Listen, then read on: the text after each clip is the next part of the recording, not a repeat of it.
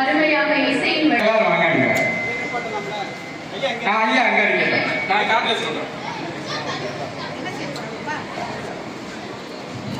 கரெக்டா சொல்லுங்க. இந்த பெருமை எடுத்துட்டு வா சசி. இப்பொழுது கண்டிப்பு அல்லாத ஒரு நிகழ்வு தானே. சும்மா சொன்னேன்.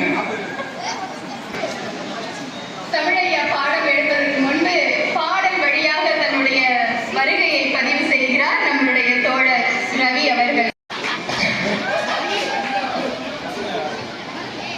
எங்களுக்கு தமிழையா பாடம் எடுக்கிறதுக்கு முன்னாடி தமிழ்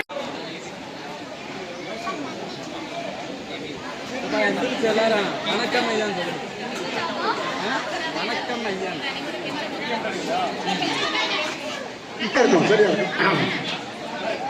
ஒரு சின்ன வினாவுடன் உள்ளே நுழைந்தவுடன் ஒரு வகுப்பறைக்குள் நுழைந்தவுடன் ஒரு சின்ன வினாவுடன் ஆரம்பிக்கிறது. தண்ணீரை நல்ல சுடு தண்ணீரை உன் கையில் கொடுத்தால் எப்படி ஆற்றுவார்கள்? ஆற்றி கொடுக்க வேண்டும். தண்ணீரை கொதிக்கிற தண்ணீரை கொடுத்து அப்படி ஃபேனை போட்டுவிட்டு வச்சுட்டு பார்த்துக்கிட்டே இருப்பேன். அவங்க ஆற்றிடுவாங்க. அடிச்சு 2 குண்டா அவளை ஊற்றி ஆற்றிடுவாங்க. ஐஸ் கட்டி இதுக்குள்ளே போடலாம்.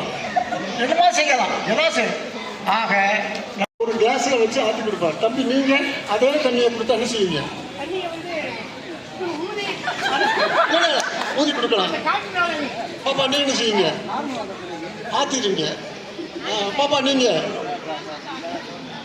வேற யாராவது வேற பதில்? இந்த 3 பதில் தவிர வெரி குட். அடுத்தது அப்படியே பெரிய சட்டியில ஊற்றி இப்படி ஆத்தினா அதான் ஆடிக்கணும்.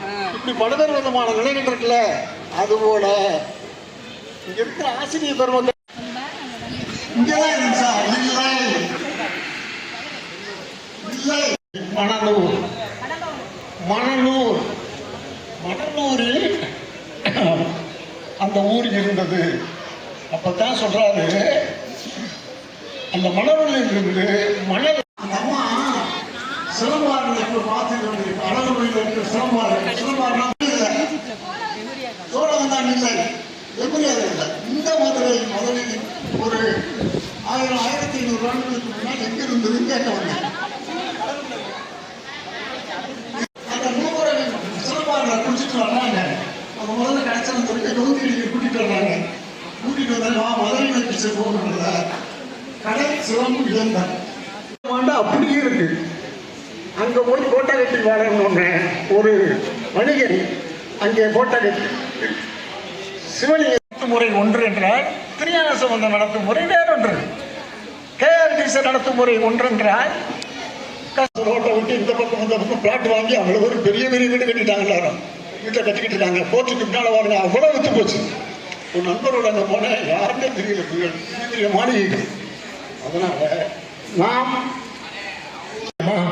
அப்படி செய்தி சொல்ல வந்து சொல்லிட்டீங்களே, போயிட்டு வாங்க, அங்கே டிவி பார்க்கணும், இன்னும் 1 மணி நேரம் அந்த படம் இருக்குது, நாடகம் இருக்குது, வெளிப்பக்கம் கதை அடைச்சி உள்பக்கம் ஜன்னல் அடைச்சி உள்ள உட்காந்து. அது இப்போ ஏசி வந்துருச்சு எல்லா வீட்லேயும். 99 வீட்டுக்கு ஏசி வந்துருச்சு. ஆஸ்பத்திரிகள் பெருகுகின்றன. எப்போ ஒரு வடக்கடை திறந்த உடனே பக்கத்தில் ஒரு மருத்துவமனை, ஒரு வடக்கடை திறக்கிறாங்கன்னா, டிக்கெட் திறந்தாங்கன்னா அதுக்கு பக்கத்தில் மீனாட்சி மதுரை. அதுக்கு அப்புறம் தான் கொஞ்சம் கொஞ்சமாக வருது.